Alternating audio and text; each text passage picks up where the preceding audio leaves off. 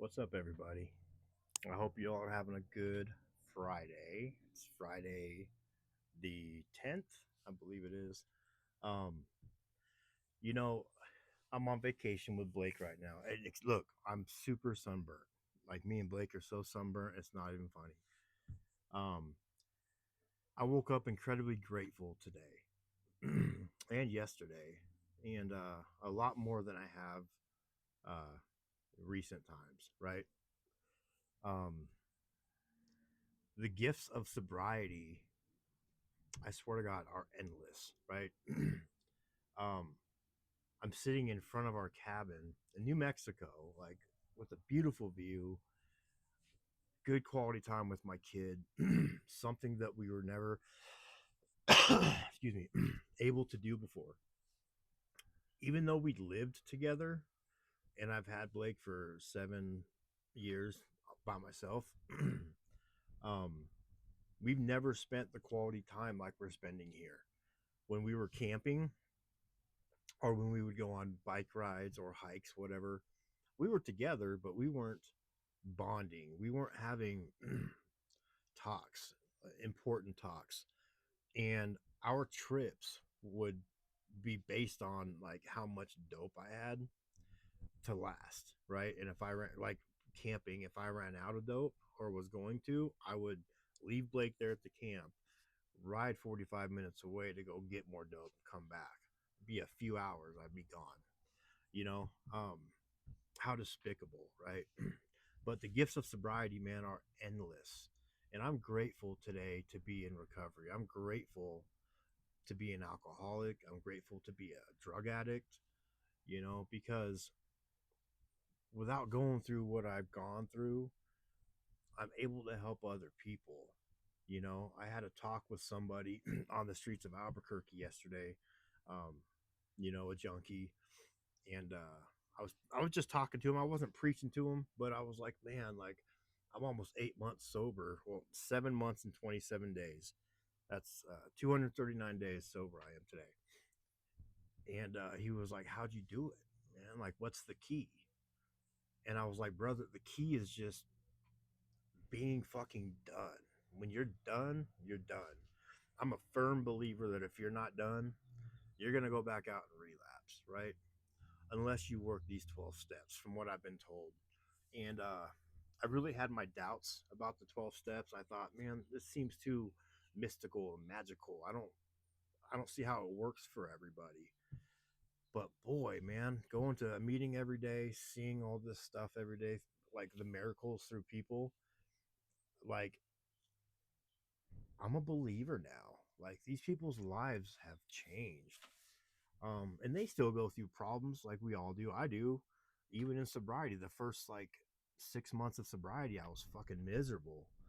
I was hating life. I was depressed. I just had that stinking thinking, right? And I couldn't pull myself away from it. Um, yesterday was a weird day. So it was a great day. Me and Blake had such a blast. We rented those little scooters. We zipped all around Albuquerque. Went to a couple Breaking Bad spots. It was really fun. It was cool. We got some dime bags of the blue crystal meth candy. We got some cool pictures with the Heisenberg hat and standing in front of a bunch of fake meth. It's kind of weird since I'm a recovering addict. We're doing this kind of trip, but it's in good fun, man. It's what he wanted to do. So the bikes, the scooters we rented, we went hella far for like 2 hours, and they finally quit out on us, and we were in a bad part of town. Like I've never seen so many needles and burnt up foil on the sidewalk walking where we had to walk. I saw more here than I ever have in Tacoma or Spanaway. Like it's bad. I was looking on the news. Albuquerque had to call in the National Guard for the fentanyl crisis. It's really bad out here. There's a beautiful part of town called Old Town, which is just gorgeous. We'll get more pictures of that today. I think we're going to go to the Albuquerque Zoo today. Um, but that's the material things, right? Being able to do stuff like this is just one of the many gifts of sobriety, man. The other gifts, the last 2 nights, actually the last nights for months, I've been able to lay my head down and sleep peacefully. You know what I mean? um, it's still things in sobriety are not perfect. Like I still hurt people, not intentionally. Um, I still think I'm ready for things that I'm not ready for, and there's damage that occurs. You know, it's all a learning process. I don't even know who I am, what I want, and I'm 42 years old. I don't know what the hell I want. I don't know who I am. I've been intoxicated my whole adult life and my whole teens. Like I was 14, 12, 13 when I started smoking pot and drinking. But meth at 14, that really fucks with your brain, right? So I'm still figuring all this out, man. But it's just the blessings, man, are there, and the blessings are crazy. Um, like the bonding I'm having with my kid is amazing. It's really a beautiful thing. Um, when I say I'm gonna be somewhere, I'm there. Like I'm dependable today, right? I'm in school today. Uh, I'm responsible ish today. It's really an amazing thing, man. And I don't have to do it alone, and neither do you. If you're white knuckling sobriety, or let's put it this way, if you're sober and you're miserable and you still want to put a gun to your head, um, give the 12 steps a shot. And it's free. I promise you, if you go into it willing, open minded, honest, your life will drastically change, right? um, I haven't even got through the 12 steps, and it says we will be amazed before we are halfway through. And that's a fact today. That's a fact, man. I get up early. I make, well, Blake's making breakfast today, but which is cool. And then we're going to head down to the zoo. And I haven't done many videos lately. I just feel like I've had nothing to say, or I don't know, nothing important, I guess, but somebody told me that, your channel's called Diary of a Drug Addict. So maybe you should daily or every couple days just hop on and just say what's going on. You know what I mean? Even if nothing's going on. And that's what I'm going to try to do. I just get caught up in living life now. I don't have a lot of time to, well, no, I do, to sit down and record and edit. And, you know, I'm going to try to be more on top of it. And I had a lot of you reach out to me worried. That really warmed my heart. Thank you so much. I didn't think people really give a shit, because it's real easy for people to say like, "Oh, I was thinking about you," or "I was praying for you," or "I was worried about you." And but for people to take the time to think about me and pick up the phone and reach out to me, man, like that's another blessing of sobriety. You have people that care about you. You have people that rely on you and people that worry about you. And I'm not a worry about kind of person, right? Like if anybody was to get a hold of me, it was because I burnt them, or I did them wrong. You know what I mean? Or I flaked out on something. And that's not the case today. So for those of you that reached out to me and was concerned, man, I love y'all so much. Thank you. Like you guys are amazing, and I appreciate it. Today, our plan is Blake's taking a shower. He's going to make bacon and eggs, he says. We're going to get an Uber down to the zoo, I'm thinking. Check out the Albuquerque Zoo. Then we're going to get our scooters again, zip around town, check out some more sites, and just spend the day together and try not to get. I don't think we can get more burnt. Like, I don't know if you got, like, I'm burnt. Like, burnt. Like, my arms are just burnt. My back of my neck is burnt. Um, my face obviously is burnt. It hurts. It hurt to sleep last night. Put it that way. But I don't know what the point of this was. I woke up very grateful today. I'm grateful to be in recovery. I'm grateful that I have people that care about me. I'm grateful I have a kid that never gave up on me. And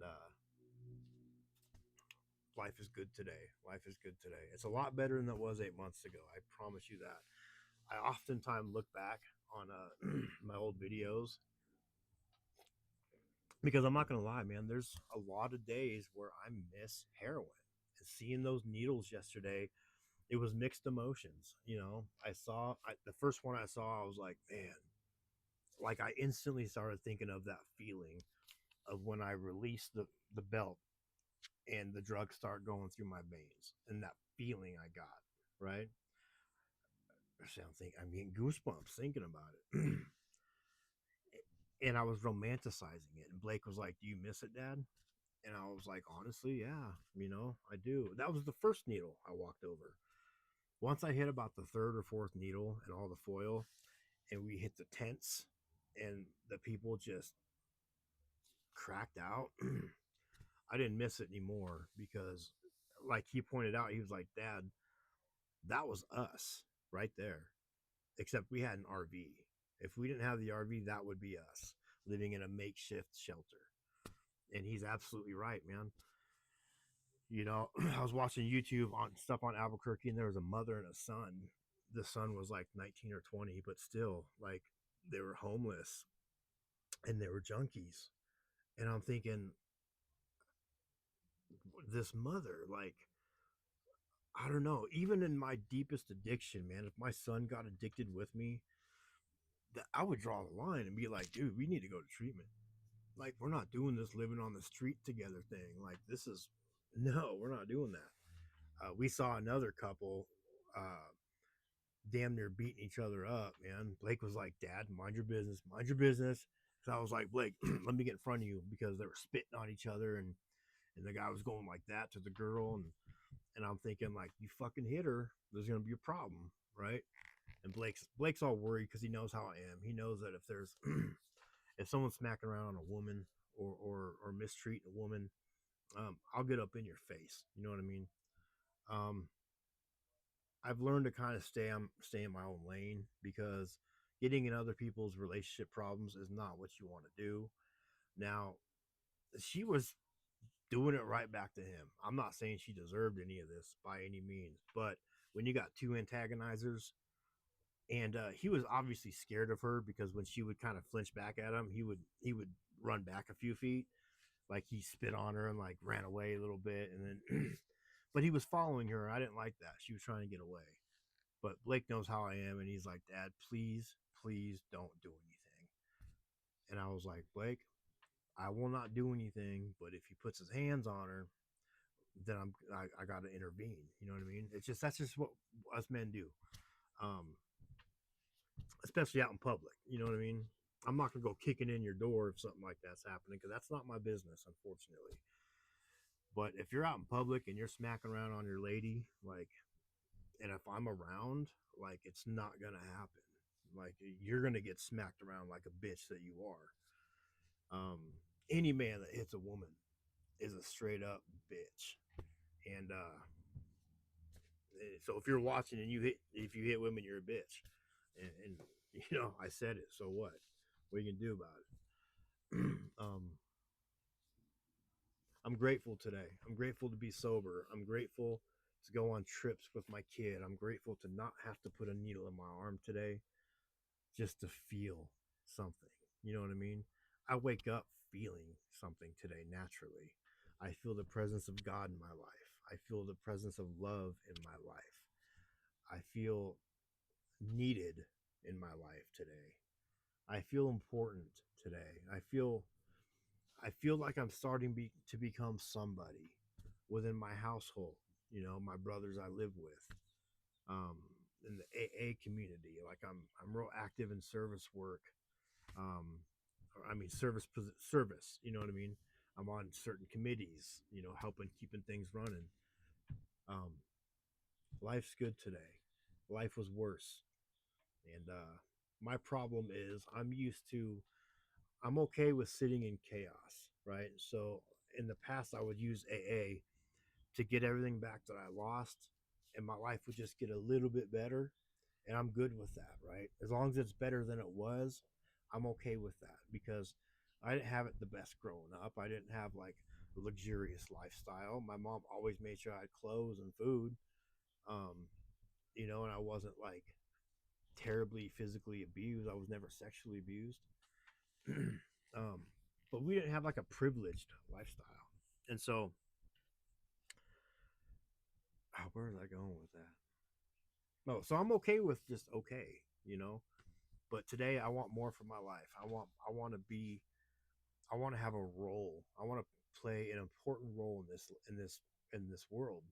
I want to give back to this world that I took so much from, and I'm going to do that. I'm not destined to do it. I'm going to do it. We can all do whatever we want to do. There's no barrier. The only barriers that we have are the barriers that we put up ourselves. Um, I try not to live in fear anymore. Fear of what if this happens? What if that happens? What if what if she doesn't like me? Like what like I just can't. What if this goes wrong? I gotta stop doing that. Take a chance, y'all. Like do stuff. Do what makes you happy. And if you fail, get back up and try it again. Um, just because it doesn't work out the first time, it doesn't make you a failure. You're only a failure if you refuse to keep going and keep trying. That's how you get better, you know? And wake up, have some coffee, pray for guidance and the right motivation in what you do throughout the day, and I promise God's got your back. So anyways, if nobody today has told you they love you, you already know I love you. And thank you for listening to me blab. And I love you all. Have a good day.